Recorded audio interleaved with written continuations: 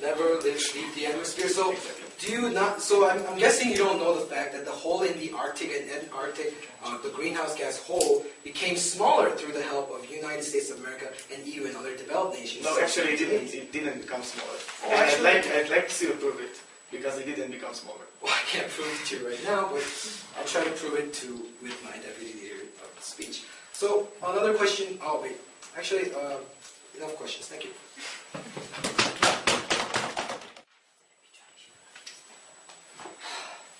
Ladies and gentlemen, today I'm very angry. The affirmative side keeps on coming up and saying that our evidence is somehow not plausible and that it can't be believed. Come on, China's GDP is on the internet, it's everywhere. You type in Wikipedia, it gives a site, a link into the CIA fact book. It tells you the exact GDP and how it has been changing for the last 100 years, ladies and gentlemen. Another point, the hole in the Arctic gets smaller. Of course he can't prove that to you, he's not an environmental scientist. But what we can do is, we can give you the source of this problem. The UNEP in the United Nations is actually doing a lot of research regarding this whole global hole in the Arctic issue. They were the first ones that actually found this problem in the first place, and they were monitoring it for as long as they found the whole problem. Considering the fact that the United Nations economic part of the United Nations is actually a very credible source, I have no idea why they keep up and coming up and say that for us to prove our evidence, show the source. It just seems like they're just trying to find some way to avoid attacking our cases properly, ladies and gentlemen. Another point I would like to point out in today's debate is that the governments have had a case shift in their cases, even though they only had 2 speeches already. In the first speaker, they came up and said that, we're going to solve the climate problems and the economic problems at the same time. Ladies and gentlemen, we're not here to catch 2 bunnies, we're just here to catch 1, ladies and gentlemen. There's a conflict. We cannot do economic development and environmental conservatism at the same time.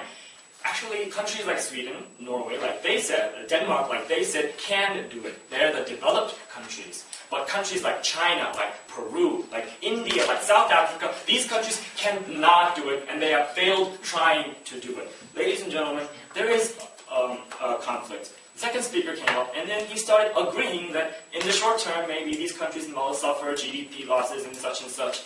A definite case shift in the affirmative side's case today. I thought that affirmatives were supposed to stand strong in their cases. The affirmative side's first argument today was that the economy is reversible, that problems in the economy can be improved, but that the environment, once it's destroyed, is not. Again, I come back to the hole in the ozone layer. It was a big problem until maybe 15, 20 years ago. It still is a big problem. But what we know now is that the hole is actually getting bigger. Developed countries, it's getting smaller, I'm sorry. Developed countries like, countries in the EU, the United States of America, have passed laws saying that, we shouldn't use freon gases. And what has happened is, people have started using freon gases in these developed countries. And what happens is, the hole is getting smaller. Clear proof that once countries are developed, they can implement eco-friendly methods and save the environment, not the developing countries. The second point that they brought up today was that developing countries should also join the work in this war against against the climate change.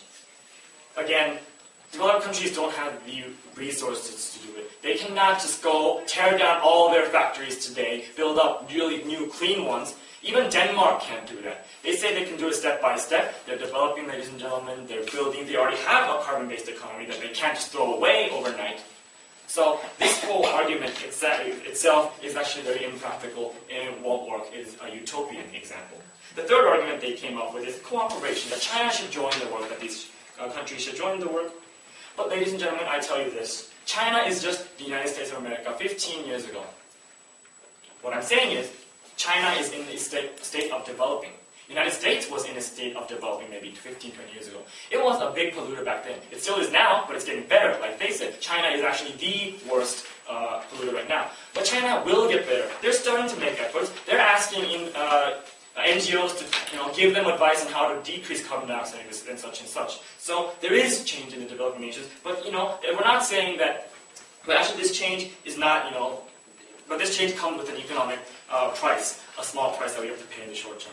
And that is what the negative side has today. The first argument that the negative side brought to this table was the fairness argument, that it's the developed countries who spilled the milk, and it should be them who clean up because they have the responsibility and because they can do the job. It wasn't really rebutted at all by their case. They just said that developing countries should still do it for some reason. The second argument that we brought up was that developing countries will bring more benefits developing the economy will bring more benefits in the long run because these countries will rapidly develop. I said China, they are developing, but they will get better in not too long.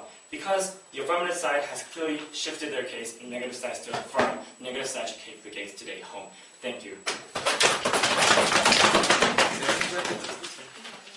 Hi, I have some questions for you. First of all, what causes the holes in the ozone layer? What substance? Freon gas, sulfur that comes out of the freon gas, and the chemical reaction between freon gas and ozone in the ozone layer. And how does it happen? Well, what happens is the freon gas is a very stable element. Once it gets into the environment, it goes way up there. It stays up there for 20, 30 years, and then it kind of breaks down. Sulfur ions come out of the molecule. Okay, so it reacts with the ozone. That's what I just said. Yeah, so it's not the same as it is with the CO2, which